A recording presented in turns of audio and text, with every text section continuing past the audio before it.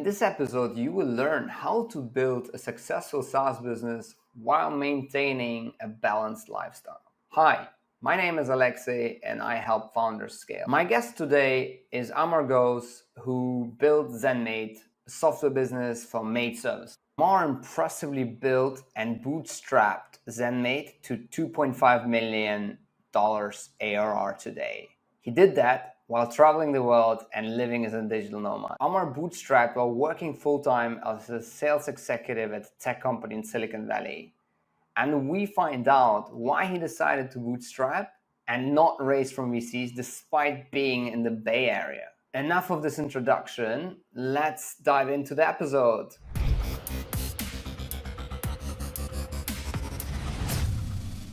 Hi, Amar. Thanks so much for joining us. Yeah, thanks for having me. Excited to be here. Cool. So for context, you're the CEO and founder of a bootstrap business called ZenMaid, which is a software as a service business for maid services, right? And you bootstrapped the business over the last 10 years and have close to 2.5 million ARR as of today. Correct. That's amazing. So tell us everything about it, right? I guess how did you start the business? How did you come up with the idea? And, how did whatever first 2-3 years look like? Yeah, definitely. So essentially, sometime when, just post-college, I was looking for just kind of entrepreneurial side hustles. I've always had that kind of bug. And so I came across a thread on Reddit about 13 years ago at this point, that was essentially on how to start your own cleaning service without doing any cleaning. So it was essentially like the digital marketer's approach to starting a cleaning business, right? It could have just been named that for accuracy. And so I did that with a friend and was running a maid service in Southern California for 12 to 14 months, somewhere around there. And at the time, there wasn't great software out there that we'd looked around. A lot of it was expensive. It was difficult to find anything that was designed specifically for our industry. And the one that we did find looked like it was built before computers. It was very confusing.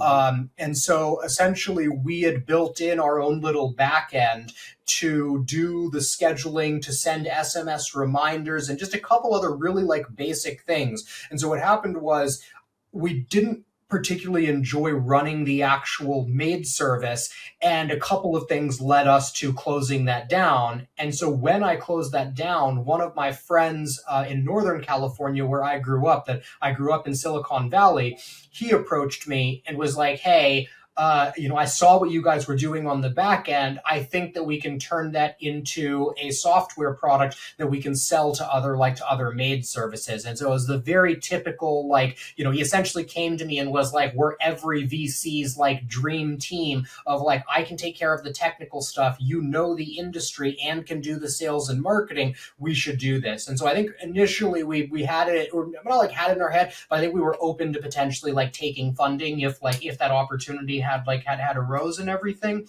But that was essentially how the company started, how the idea got off the ground. My co-founder spent about 6 months coding while I jumped on the phones and was doing cold calls and cold emailing to maid services all over the US. And yeah, we launched about 6 months later, brought on maybe 3-4 customers at the beginning. And the cold email and cold calling actually took us from 0 to 100 customers. And then around 100 customers, we landed our first partnership with a coach or an industry influencer.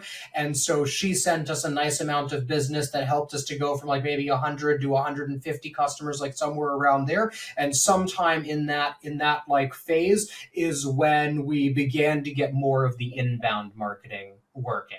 And so around there, so it was essentially outbound for maybe the first year and a half, and then around 18 months in, then we began to see people coming to us, hearing about it from folks, searching on Google and all of that stuff. And then pretty much since then, it's been all inbound marketing, which I'm sure we can jump into. Wow. Yeah, it's fascinating. It's you presented it very, very easy, and there's a lot in there. So maybe we should unpack a few things. So yeah, it's basically like the perfect scenario, as you mentioned, a domain expert and a technical person coming together, creating a solution for a problem they know it, which exists out there. There is I forgot the name, but there's this unicorn where the founders bought a barbershop to learn everything about a barbershop and then create a software. Yeah. And then basically, became a massive software player for barbershops, right? That's cool. That's very, very cool. And you mentioned the first 100 customers is you just being on the phone constantly, calling up different maid service businesses and pitching, right?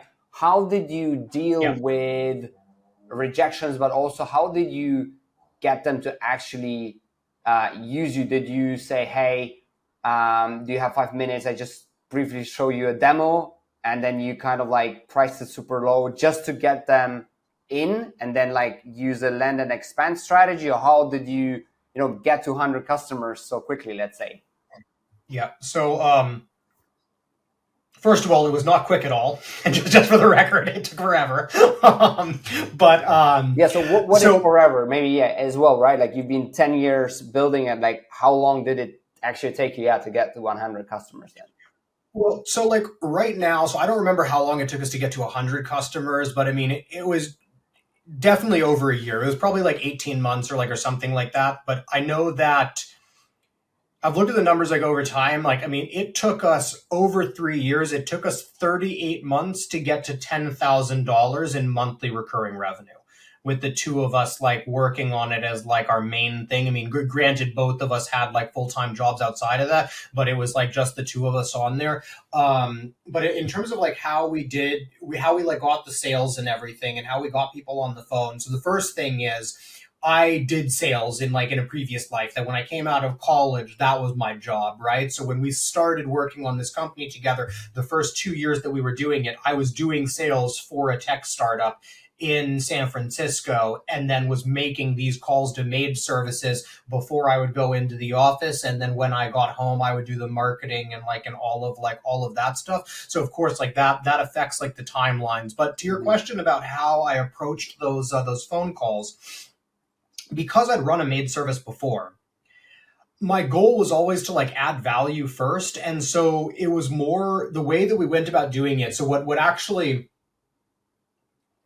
helped a lot was that when I first started making these calls, I didn't have a product to show. I didn't have a product to actually sell. And so because of that, I had to take a different approach to getting on the calls, where it was, hey, like I used to run a maid service that like I recently shut down. A friend and I have started working on like scheduling software. I was wondering, like, do you have a few minutes to chat about kind of how you're solving your current like calendar and scheduling like problems? And then I'm happy to give you any feedback, or if you have any questions about anything that I did at my maid service, I'm happy while we're on this call to just answer any questions that you have. And so my goal was to essentially add value to them in some way that wasn't related to scheduling, that wasn't related to our software, so that they would essentially take my calls in the future. I figured if I did that, then I would get unlimited chances to sell.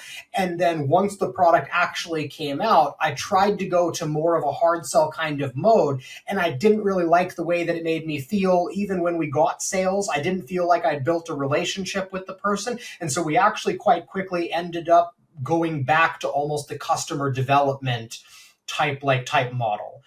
In terms of like those sales calls. So it was more like being upfront of like, I have this thing that I'm working on, but I just want to talk to you about your challenges around this problem that we're solving. Oftentimes I wouldn't give a demo until 2 or 3 calls in, but they would be quite short calls. It wasn't like an hour call each. It might have been 15, 20 minutes at the most. Okay. So it's a customer research approach right? Which basically means that their guard is much lower or, non-existent. And then by building the rapport and them being, also curious, I guess, and, trying to optimize their own work, they probably even asked you to, hey, by the way, can we become a customer, right? A lot of the times. Yeah, exactly. They were always willing to at least check out the software. And that's kind of been our approach to sales and marketing of like, look, like our software might not be for you, but when you're looking, you're definitely going to give us a look. Right. And then from there, the software kind of has to do the work and has to do the heavy lifting. Right. That like, the best salesman in the world can't sell a shit product. Right. Like, so, yeah. Yeah, that's cool. And then you mentioned was it the first 3 years that you still worked as a salesperson for a tech company in parallel while building? And then I guess when you got to 10K a month, is that when you decided to leave the other job, or when did you leave the other job? No, it was actually sooner than that. So I actually left that other job about 2 years in. So it was definitely before we were at 10K, 10K in monthly recurring revenue. If I remember correctly, I think we were at about $7,000 in monthly recurring revenue when I quit that job. And at that point, what it was is just we felt like we had a more validated idea that $7,000 isn't a lot, but it was a lot of customers of the exact same types. We were very confident that we had good enough product market fit. And at that point, there were a couple of factors, but essentially, I was just realizing that I was spending so much of my mental cycle selling someone else's product, right? And that like, even for me, like it may not put as much money in the bank immediately, but like for like my long-term equity and like net worth, it was worth so much more to me to sell a $50 a month subscription to the product that I own versus a $500 a month subscription for someone else, right? Just with commissions and all of that stuff. So we just felt like it was like the right time to kind of double down. We hadn't been taking any money out of the business up until that point, that we hadn't paid ourselves at all. So at that point, we agreed to start paying me just a little bit of money out of the $7,000 a month that was coming in. And then the final like nail in the coffin for it was I was living like south of San Francisco at the time, was commuting an hour and a half, like 2 hours a day to go back and forth from the office. But the worst thing about it was that I wasn't even saving any money. That because like I would go drinking with friends on the weekends and just like, rent was expensive and life was expensive and all these things, I was looking at it and just going, you know what, like I'm here to like buy time, but I'm not even getting ahead by being here anymore. And so what I actually did was at the start of 2015, we started paying me just $1,000 a month. So very, very short, like small amount of money. But I jumped on a flight to Thailand, went to Chiang Mai and dropped my expenses to like, $650, $700 like a month and lived, arguably better there than I was in San Francisco. And, so yeah, that was essentially what I did. So that's a nice segue into the digital nomad adventure. Yeah, 100%. Yeah, and we obviously were hanging out in Chiang Mai a month ago, and I could totally see how a lot of bootstrappers go there, to reduce their living expenses to, $500, $600 a month to just build a business. No, that's a really cool story. Yeah. So, but why were you paying yourself actually so little if you weren't doing any other marketing activities apart from cold calling? Or was it already when you started, I don't know, spending more money on like other things? Yeah, so we had a couple of expenses, but nothing crazy. I mean, I think we were making 7,000 a month. We might have been spending like 2K or something on like Google ads. So we had Google ads running from the very beginning. That like from day one we had about $100 a month in Google ads. So that's like one click a day, right? So a very, very small amount, but I'd seen that working at my maid service and it really liked just like, okay, we know we're going to get like 5 new people a day. So if we make a tweak, we can kind of like, it's not like proper testing, but you can begin to actually see results. It's not like you make changes and then you have to wait 3 weeks to get any traffic or whatever. And I really like the consistency of it. So we started at $100 a month and then worked our way up. But I think that my co-founder at the time was just really, really like fiscally fiscally conservative. I definitely felt like it was a bit ridiculous. It was a bit surreal to me for us to be bringing in $7,000 a month, and yet we weren't taking any of it like home. But in hindsight, I'm really glad that we took that approach, that we were both earning our money elsewhere. He was a PhD student at Stanford and had like a stipend or whatever, and then I was working like a full-time job. So it was partly just that neither of us really needed the money. And then I don't remember why it was so low when I like left, but yeah, it was just like one of those things. In hindsight, I'm really, really glad about it, because I think it's one of the reasons that now I know that I can be happy with just like way less money, and that I don't need as much, right? That like, a couple of years ago, I felt like we already had like enough, Yeah. which is a really nice feeling. No, absolutely. Keeping a bit of a frugal lifestyle and appreciating the good things is very healthy. Elon Musk just I guess not just, but a while ago sold all his basically houses, right, and assets. He's like completely asset light.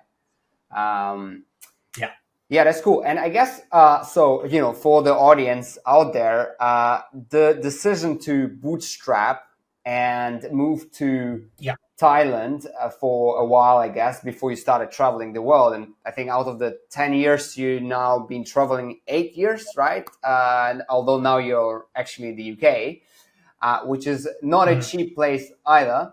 But obviously, family reasons now. But I guess, the advice you can give to people who in your situation would have easily raised a lot of money, because you had a great product, you had strong, financial traction, great team. Why did you, first of all, how did you not get, let's say, seduced by all the noise out there that you should be fundraising and you want to have, your name on TechCrunch? Yeah. How did you do that? Yeah. And B, like what other considerations were there to make you kind of like not fundraise? So there's a couple of things there. So first of all, I think that in hindsight, I think that it seems like a very like solid kind of like idea. It seems kind of obvious like in hindsight. But when you look at the actual financial metrics, I mean, the reason that my co-founder left after 4 years is because we've been working on this and taking it very seriously as like our only thing like that we were doing. And after 4 years, we were sitting at about $15,000 a month in recurring revenue. And to him, that just wasn't good enough, right? And so for him, he was like, we've spent 4 years of our life on this. We're adding on average 4K a year in monthly recurring revenue. Like this isn't working, right? And I think he missed kind of like the power of compounding, because in the 3 or 4 years after he left, we 10x the business, right? And so now it all looks like rainbows and sunshine. But I would say there's a couple things. I mean, first of all, at no point in time have we ever had like venture type returns. That our growth has never been that. Maybe it would have been if we had taken a bunch of money, brought in a sales team, put a bunch of money into paid advertising and all of like that stuff. But in terms of how we didn't get seduced by it, it was my first like real company. I feel like that the maid service felt like a side hustle, and this was something where like this isn't a side hustle, this is the thing, right? And so that I think made it a bit more serious. But I read the 4-Hour Workweek when it first came out in like 2006, 2007. So to me, it was all about freedom, right? That freedom was the only thing that I cared about. And going to Thailand was the first step of that, right? That even though I was paying myself $1,000 a month and I had friends in Silicon Valley that were literally on salaries of $15,000 to $20,000 a month, I felt richer because they were jealous of me because I was in Thailand posting photos from the beach while working on my business and stuff, right? And so I think I always just had that really clear, that to me, especially early on, if you don't know what you're doing and you haven't already experienced like a decent level of success, to me, taking on outside funding is essentially turning it into a job, right? And so like there have been multiple times in the last 10 or 11 years that if I had VCs, regardless of the results, they would not have been happy with in some cases my behavior, in some cases how I was choosing to spend my time and all of that stuff. And that's just something that to me, that's not freedom. And so I think that really kept me on the straight and narrow. But I do have to say that being a young entrepreneur, I think I would have had a really, really hard time if someone in those first maybe 4 years or something had offered us like a 7-figure check, right? I think if someone had said, hey, we'll give you $1 million for 40% of the business or something like early on, I think that would have been a very tough thing to say no to. But in hindsight, I'm very glad that didn't happen because I think we would have blown through the money, right? Yeah. I think that the way that I've been forced to build the business and to be really fiscally responsible and that everything that's being spent is essentially my money, I think that's something that now I would bet on myself to go in and raise VC money and to do something big. And I may consider that in the future, depending on what sort of shot that I want to take. But I feel like that comes from a place now of core confidence. I'm not concerned that I would get taken advantage of or sign bad terms or work with someone that I shouldn't have. And when I was younger, I think I would have been much more susceptible. And I think I would bet if I'd done that the business wouldn't be around today, right? It also changes the success metrics. That's the other thing, right? Is to me, it's if this business had only ever made 10K or 20K a month, but me and my co-founder could keep it up and could take out 4K a month or whatever. And you're telling me that because I raised money, it had to go to 100,000 a month or 200,000 a month or $1 million a month. Otherwise, it was a complete and total failure. That to me just doesn't sit right either. Yeah. There's a book I read actually over Christmas called The Founder's Dilemma. And it basically discusses the whole notion between, do you want to be king and be in control, or do you want to be rich but not be in control, right? Sometimes you can probably be also king and be rich, but the common path is that once you have VCs, you really need to spend the money because ARR is a time bound metric, return metric, right? So you really want to scale revenue. And we had another founder yesterday being interviewed by us, and basically what he said, the moment they raised Series A, they just needed to hire a lot of developers, and in hindsight they should have actually cleaned up a lot of the technical debt first and maybe started hiring only in 6 months rather than straight away, because by hiring so many, they created just even more mess, and then they ended up firing 50% of the team and basically almost running out of money. Versus in the bootstrapped scenario, you're in control of the time. And if you want to take it slower a year and learn some extra skills to be even more in control, you can do that, right? Versus if you have a VC, it's very difficult to pull off. That's fascinating. So, and then we discussed a while ago how client retention and the rise of competition is a bit of an issue sometimes, and that you need to keep developing new product features to retain customers and really stand out, right?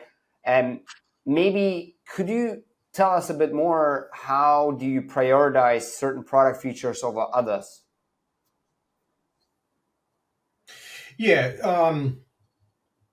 So I think lots of people are going to be familiar with the ICE framework of impact, confidence, and effort, where you kind of rank different things. We essentially do that, but it's a lot less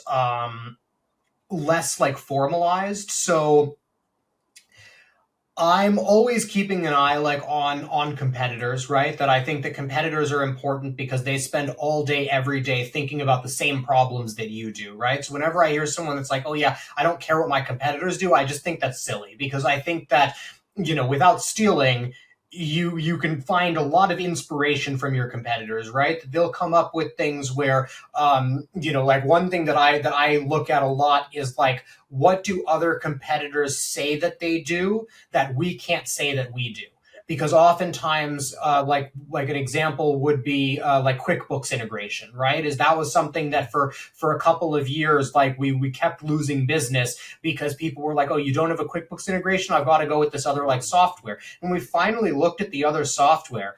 Their QuickBooks integration was such a joke like I wanted to jump off a bridge when I saw how terrible their QuickBooks integration was, right? And so we essentially like just did that. If we were just like, oh, like you mean to tell us that like this piece of crap qualifies as like a QuickBooks integration? Well, like we can do that. We just had it in our heads that we had to do this proper thing that did all of these things perfectly.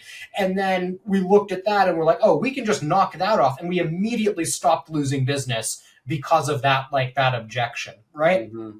And so I think that one thing I think a lot of people miss is that they think about features as like this feature and like they think that it just means this one thing in their head. And so if there's one thing I've learned over the years, that like you can always redefine features, right? You can always solve a problem in less time, like if you want to, right? The solution won't be as good, but you can always like do that. And so for me, when I'm looking at features, I'm looking at what do our competitors have. We're always listening to customers to try to stay ahead of the curve, that we've come up with some very innovative features as well. But we're trying to not develop with like our heads in the sand where everything is innovative. It's like, no, you have expectations because you've moved over from our competitors. We need to match those expectations and then blow them away. So a lot of it is like feature parity with our competitors while also figuring out where do we have the opportunity to do more than them. Got it. So a lot of the insights about your competitors, do you get them from, potential customers and the calls you do, or do you, basically have, I don't know, like, people who test other software, or, interns at other businesses giving you some intel? So we usually are getting the feedback from customers, right? Where they'll go, oh, hey, like my current software does this. I saw that you guys don't. And we'll go, hey, can you just send us a video of like how you currently solve this? That's a really great question. Is just, can you send us a video of how you currently solve it? And sometimes, because like oftentimes you get that as a sales objection, is people go, oh, you don't do this? Well, in that case, I'm not using you. And we're like, great, how do you solve that now? And they're like, oh, I don't. It's like, well, then stop saying that we need to do that in order, like I will show you 28 different ways that our software is way better than your current program. Just because we don't do this one thing that you also haven't found anywhere else doesn't mean that you're crossing us off your list or whatever, right? So yeah, like it's one of those things where what I was saying about like kind of like finding out from folks like how do you currently like solve this problem. But then the other thing that we're going to do is like we'll also jump into competitors' softwares like every now and again, right? And like they do the same thing to us, right? Like there are probably some people watching that are like, oh, that's unethical, and it's like it's a free trial, right? We're not lying to them. I'll sometimes put in Amar at ZenMaid.com. I've had conversations with my competition's like CEOs because I saw that one of their designers like signed up or whatever, right? Or like back in the day, I remember the biggest competitor that we had signed up for a trial of our software because he was just keeping an eye on new competition. And I sent him this like joke email about like what we were gonna, do in the industry and stuff. And like he was like, I got through about half of this and then realized it was a joke. And like we've kept in touch, and like he sold that business, so he's no longer a direct competitor, which is brilliant because he doesn't care about sharing information that previously he never would have. How much of the new business do you get from customers switching from another software to you versus maybe people who don't even use the software?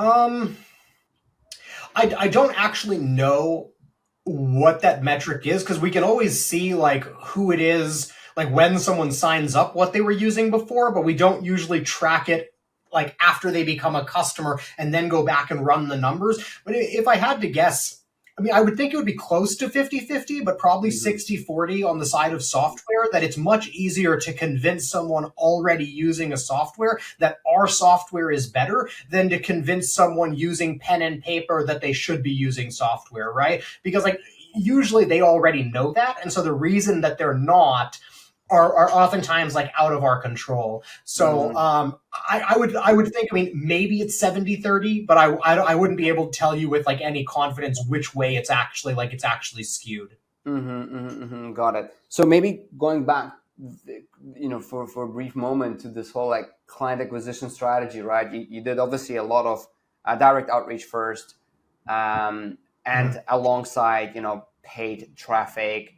and then a lot of SEO to get a lot more inbound. And I guess you run like email campaigns, etc., now as well. How did you go about testing the various different client acquisition channels and growth methods? Like, did you do it very slowly and you tested obviously paid traffic first and direct outreach? How did you get to let's do SEO, for example? What was the process, and maybe any other methods you tried out there?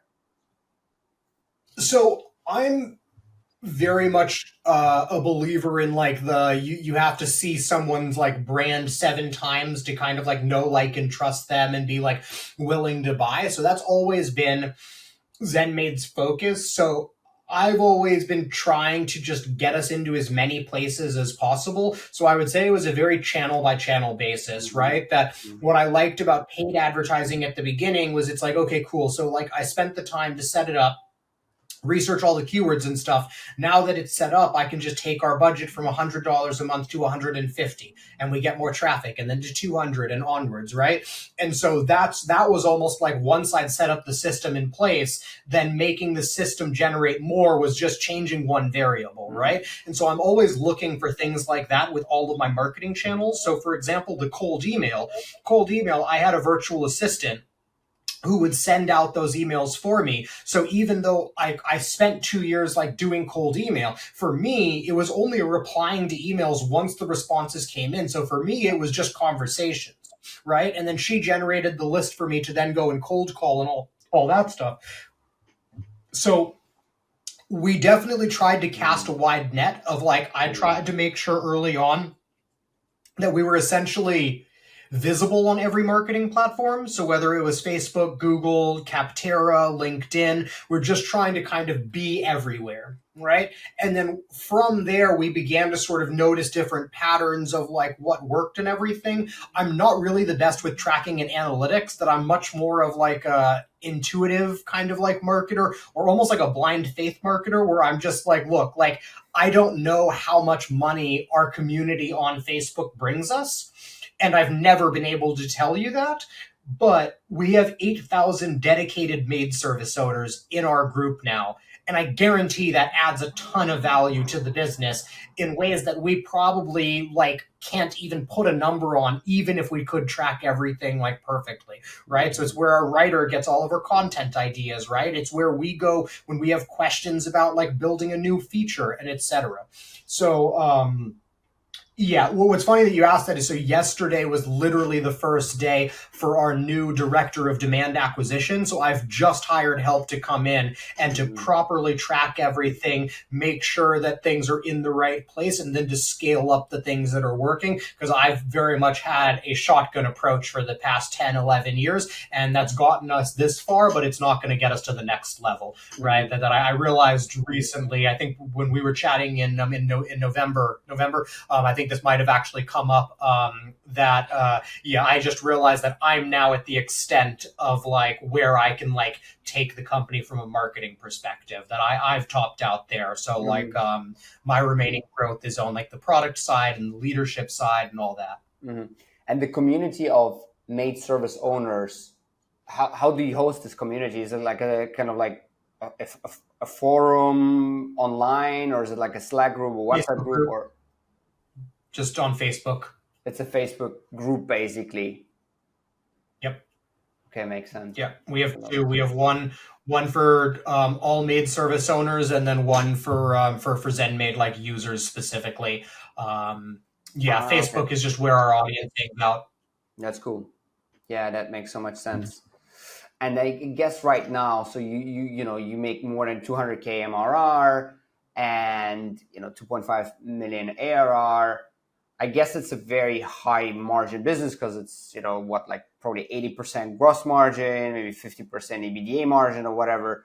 How do you decide how much money to put into various marketing channels? Like you mentioned the, client acquisition manager, demand manager coming on board now. And obviously that's one of the tasks for this person. But in the past, did you just say, look, this is X amount of cash I want to like just put aside, and this is what I'm happy to spend on marketing? Or was there some sort of other approach to it? Honestly, there's no real rhyme or reason there. If I saw things that were working and getting us a good payback period, then I would put in more money. The margins on the business, they aren't as high as people like think. I think that maybe it just depends on like how you like define margins. That like theoretically there's no cost, but like it costs a ton to keep like a team of developers like productive and happy and like and all of that stuff. So we follow a profit first model. And literally just every dollar that comes in, part of it immediately goes to taxes, part of it goes to profits, and then I'm operating the company on about 60%, I think, of like the revenue that we actually bring in is just like my total budget. And so this is one of the places that I personally need to grow a lot as like a leader and like as like the CEO. Is just getting kind of the finances a bit more systematized, that we have everything like well tracked, but there's no real rhyme or reason to like where I put in like money and stuff, right? Like this new guy was like, cool, what's the budget? And I was like, I don't know, the better you do, the more budget you get, but like, I don't know what to tell you outside of that. Awesome. So what are the critical lessons you've learned you think would benefit other SaaS founders?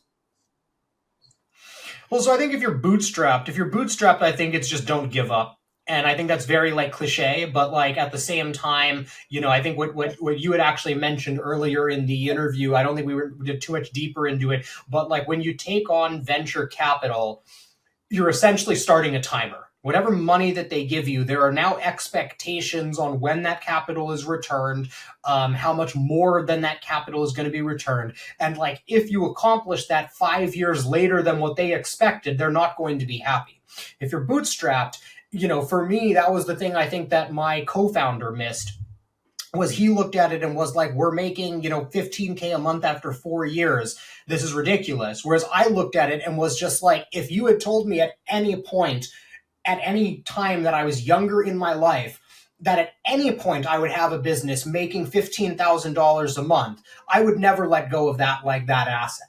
Right? Like that would be something that would just be so crazy and like mind blowing. And it might just be like, as a kid, you just have like low standards about money where like, $10 is a lot, or whatever, like it might be.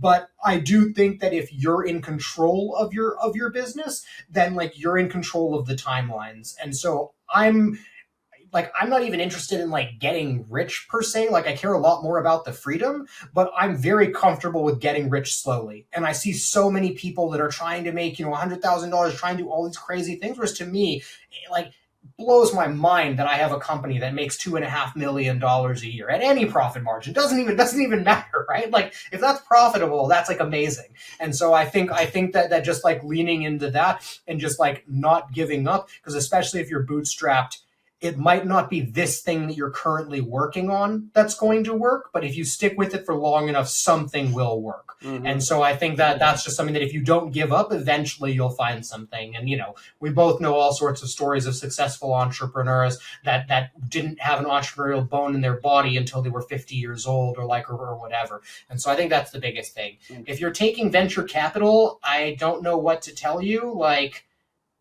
time isn't real, but like work as hard as you possibly can for as long as you can and like hope your investors are happy. I don't really know. Yeah. To be honest, I think the trend recently of bootstrapping became bigger again, right? Like it was very big with, the Lean Startup book and obviously, pre-sexy VC days.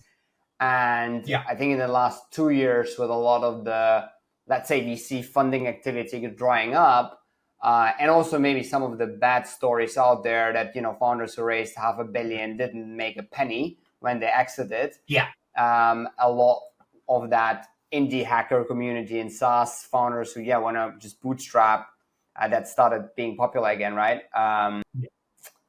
Cool. But what I want is I'm starting to find more people, but I'm looking for more people that are kind of like at our size. that are kind of like that good mix. And I mean, us being in the DC, it's like that's the best community that I've found for it thus far. Is I'm looking for that mix of lifestyle design, but also wants to take like the business seriously, right? Because like I'm not in a rush, right? I'm very like chill, but I'm also very, very intense, right? Like I also very much want to see this company at $10 million a year, at $50 million a year, and beyond and everything. I'm just not in a rush, and I'm also okay if I don't get there. But I'm very competitive about it, right? And that's something that I feel like that's where bootstrappers I feel like sometimes get like a bad rap or whatever, because you see like a lot of them, like a lot of like the solo devs, they build up something to like $10,000 a month. They're okay, and then they're not striving for more. And I respect that, right? But I want people that like both want to build a $10 million company and are also okay just like taking a week off to go to the beach because like we don't have to do it tomorrow. Yeah. And I think it might come in phases as well, right? I mean, you're part of MicroConf as well, right? With like a lot of the indie hackers. And maybe it's just like, once they had that 2 years in Thailand, they are ready to go back and try to scale, right? Maybe that's part of that as well.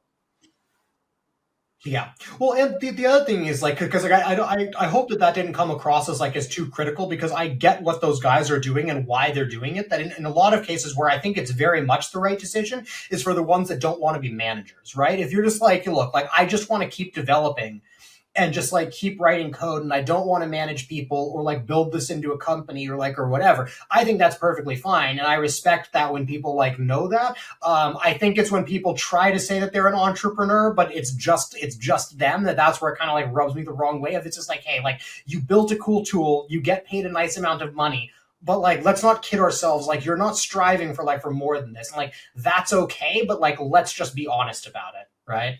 Yeah, makes sense. Cool. So let's do a quick fire. 4 questions for you. Okay. What book recommendation is there for other SaaS founders? So the one I wasn't sure, but I was rereading it actually this morning. And yeah, thought that I would throw it out there is Who Not How. I think it's by Dan Sullivan, and I forget who the co-author is. I was rereading it today, and I'm kind of like, I don't know. I mean, let's put it this way. It's a really great concept, right? I think you could probably read like the first chapter of the book and get most of it like out. I think that's true of a lot of books like these days. Yeah. But Who Not How, I think, is a really good one. And it's exactly like the title says. It's talking about approaching your problems from, rather than having the mindset of like, how do I get, ZenMaid from 200K MRR to 300K MRR? It's who do I need to make that happen? And that's why like we brought in this director of demand gen yesterday, where it's kind of weird where like up until now I've always figured out how we're going to get to the next level, and this is the first time that I was like, nope, that's his job. Like his job is to do that. So I think that book is probably worth reading, but also I might have just given you a good enough summary that you probably don't need. Yeah, exactly, right. Awesome. Okay, cool. The next question is, who is an entrepreneur you admire? So I wrote down 3, and I think it's because they all fit that mold of what I was just saying, that they're like driven and like entrepreneurial, driving for more, but also clearly value like lifestyle and are like balanced, right? They have truly balanced lives that like I'm jealous of, and I'm not very jealous of like very many people, right? I can count on 2 hands all the people that I'm jealous of in the world, and these 3 probably make it. So one is Nick Gray, who wrote the 2-hour cocktail party. He sold a business previously, but just the way that he lives life is really, really like quite cool and quite inspiring. Neville Medora, who's a copywriter that has like a community of copywriters. He's another one. Great work-life balance. He's clearly very consciously designed his life to be what he wants it to be. And, he's still ambitious, but ambitious in his own way. And then the last one is Nathan Barry from ConvertKit, that I feel like me and him are very, very similar. He just makes 15 times more money than I do, and like flies around on private jets, but is essentially like that prototypical kind of like lifestyle, like entrepreneur, while also striving for more. So those were my 3. That's cool. Yeah, very, very interesting. Yeah, usually people say, Bill Gates or whatever Jeff Bezos, but it's really interesting to see who the people are who you admire. Okay, and what is a SaaS tool only or you use but not many other people know of? So I struggled with this one. I wrote down a mobile app that I use. I think you and I have talked about a couple of times. But I wrote down a mobile app that I use called Athena. It's from a company called Athena Delegation, which I think helps to hire out VAs. I guess it's like a free tool that they offer. I think maybe they're completely unrelated, but I can't imagine that. I don't know. Anyways, Athena Delegation is a mobile app that allows you to essentially click one button and opens up like a voice recorder, and then you click one button and it closes the app, and that's all that you have to do. And you can have that message automatically sent to like your Slack or to a couple of different things that you can set up in the settings. So for me, that's a direct connection to my executive assistant. So literally, I think things out loud into my phone and they start happening within my company. At any time I've got a message for the CTO or anything like that, I can literally just click a button, say this thing, and then just like move on. And it's great if you have ADHD like I do. That going into WhatsApp, for example, to like record a voice note for my executive assistant, I would get distracted at least half the time because I'd open up WhatsApp and have messages from you or from my other friends that were there at the top, and then I'd forget what I was even in there for. And so that's been an absolute lifesaver, and just that single-handedly has made my quality of life much higher on a day-to-day basis. Amazing. And then finally, what's the best piece of advice you've ever gotten? I think it's probably the don't give up that I said before, but applied to everything in life. Of I don't know if it's even the best advice that I've gotten, but one of the best things that I've ever done in my life was Brazilian Jiu-Jitsu.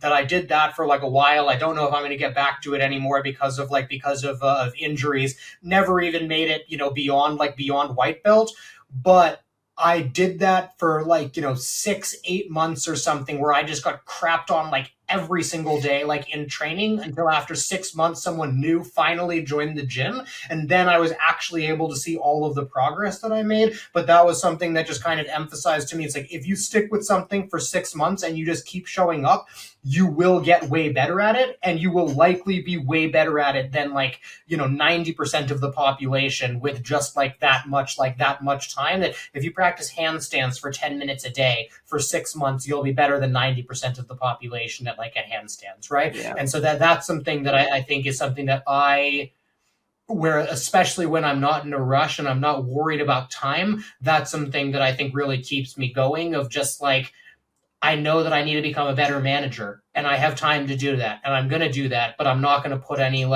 time pressure on it of I'm going to do that work consistently, but I'm not going to say I have to be this person in 6 months, because I just don't find that it serves. Cool. Yeah, never give up. That's a perfect end to our interview as well.